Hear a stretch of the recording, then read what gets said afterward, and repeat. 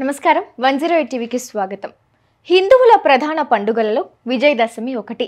దేశవ్యాప్తంగా ఈ పండుగను ఎంతో ఘనంగా జరుపుకుంటారు. విజయదశమి దసరాగా పిలువబడే ఈ పర్వదినం ముందు 9 రాత్రులు దేవిని అత్యంత భక్తి శ్రద్ధలతో పూజిస్తారు. శరన్నవరాత్రుల్లో అమ్మవారిని ఒక్కో రోజు ఒక్కో రూపంలో అలంకరించి పూజిస్తారు.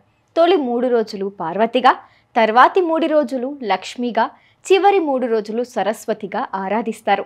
నవరాత్రుల్లో దేవిని పూజిస్తే 10 జన్మల పాపాలు తొలగిపోతాయని ప్రగాఢ నమ్మకం.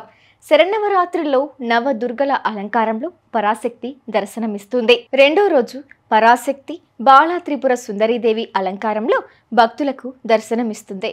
త్రిపుర సుందరీదేవి శ్రీచక్రంలోని త్రిపురాత్రయంలో మొదటి దేవత, షోడశ విద్యకు అధిష్టాన దేవత. అందుకే ఉపాసకులు త్రిపుర సుందరీదేవి అనుగ్రహం కోసం బాలార్చన చేస్తారు.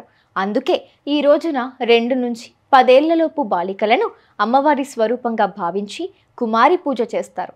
త్రిశతి పారాయణం గావిస్తారు. మనసు, బుద్ధి, చిత్తం, అహంకారం త్రిపుర సుందరీదేవి ఆధీనంలో ఉంటాయి.